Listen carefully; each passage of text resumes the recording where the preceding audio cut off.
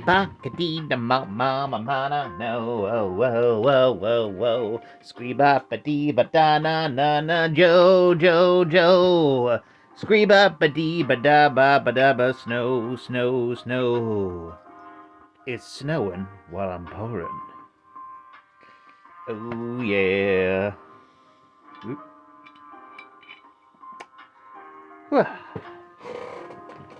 It's Comics and Shots, a completely improvised semi-comedic music by Howard Stern's Mick the Nerd, aka YouTube and TikTok's Mick the Man, aka Mick the Maverick, aka a guy who will just come up with a new song every time Strong Bad style.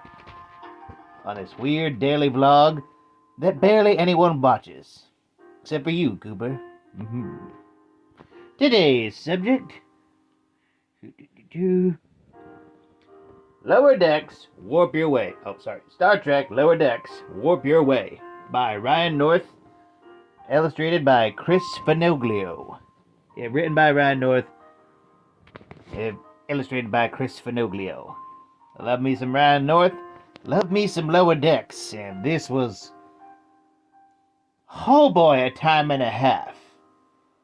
This was a time and a half. It was a half at a time.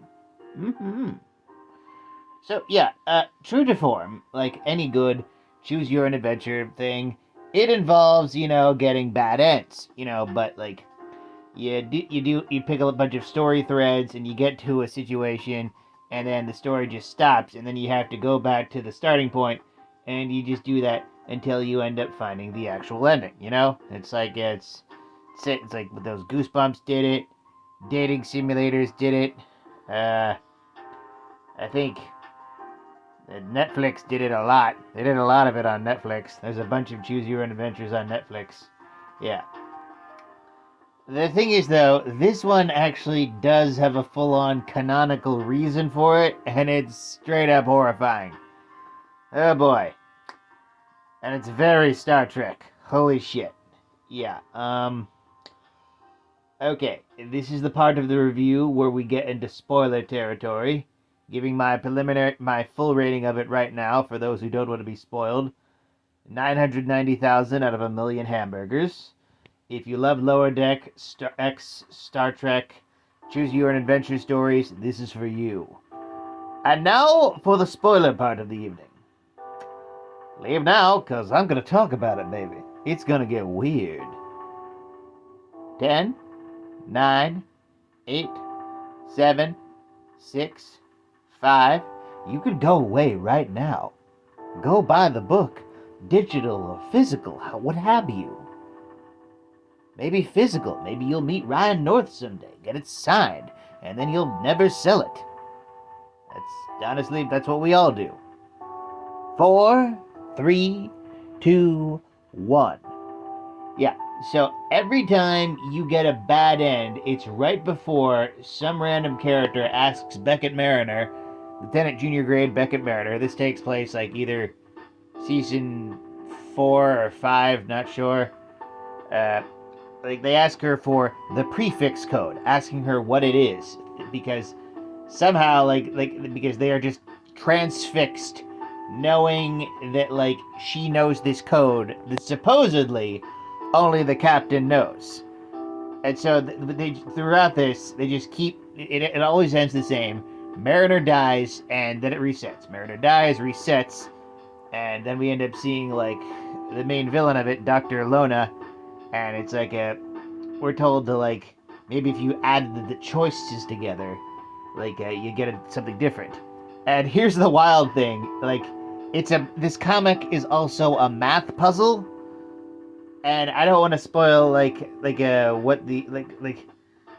to do from the first one, but we're in the spoiler part. If you add like the first two choices, choose coffee or Ractigino, page 10, page 28, add them together to 38, you get a new option, and you can choose T, and from there, you end up moving forward. And it's then we end up, like, slowly learning through the choices we're given and time travel, because you end up becoming a character in the story, outside of space and time, helping Beckett Mariner try to figure this out. And it all ends with, Mariner ends up thinking, oh crap, I'm a perfect hologram duplicate of Beckett Mariner, created to, figure out the prefix code of the Cerritos. That's what we thought at first, and then we get to near the end where it turns out not a hologram, but a transporter duplicate. Yeah, we've gone full Riker, and essentially, the doctor on this ship kept making transporter duplicates of Beckett Mariner, putting them through insane scenarios, killing them when she didn't give them the answer she wanted over and over and over again. Essentially, she has functionally solved death with this. They even say so in it. By the transporter buffer thing, yeah, just to get the prefix code, just to get back at Star Trek for Starfleet for not following her, scientific worldviews and everything. Because they're completely unethical. And also, I kind of knew that this is the reason why they never. It actually gives a canonical reason why they never tried to recreate this, thing, because of the massive ethics involved. Yeah. Ugh. And it all ends with, Beckett taking up the bad guy, Dr. Lona, and her Xindi sidekick, Shirts, realizing that the only way to, save the Cerritos is if duplicate Mariner sacrifices herself. And so to do that, she ends up saving the ship by creating holographic duplicates of her friends, and then just saving everybody while there's only debris left in the background. Evocative of Star Trek Voyager Course of Oblivion. And then it ends with Captain Carol Freeman thanking the ship for sacrificing itself, knowing that they knew the needs of the many outweighed the needs of the few. She didn't say that, but knew that they respected life above all else, and whoever made those choices was a hero. Once again, 990,000 out of 1,000,000 hamburgers. It is a great Lower Deck story. It is a great Star Trek story in general. It's a great story. If you were happy learning all that, even spoiled, and still want to buy it, do so now, you sassy minx. Please. I recommend it. I feel better for reading that. Ugh. And I hope you find more stories that make you feel better for reading them as well. Yes. Find something that always betters you. With that, like, comment, and subscribe. Donate if you're feeling nice. Share it with a bear. And always remember, praise be to the Blood Elk, fear the Stab Eponymous, and death to Kronos.